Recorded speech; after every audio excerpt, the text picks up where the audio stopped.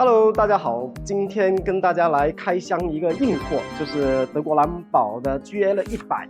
也就是100周年纪念款的3分屏喇叭。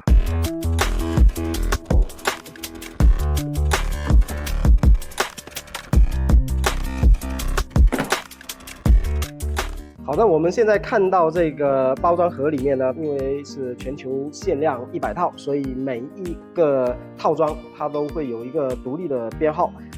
那我们现在来看一下这个喇叭单元，这个是它的那个中低音单元。那么这个中低音单元呢，它的振膜是采用这个 Kevlar 的三明治结构，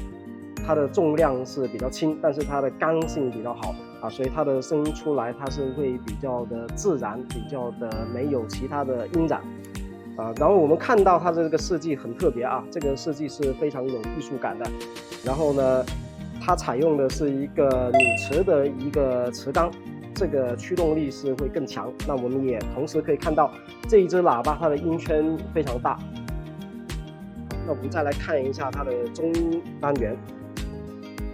它的中音单元啊依然是采用了这种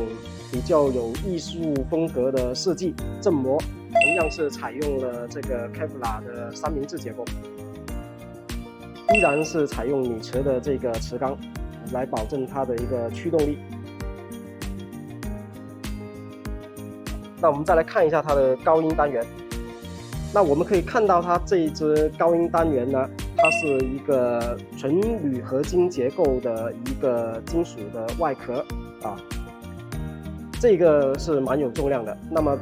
为什么要做这么重呢？它是为了减少这种共振共鸣，让这个高音更加的通透，更加的细腻。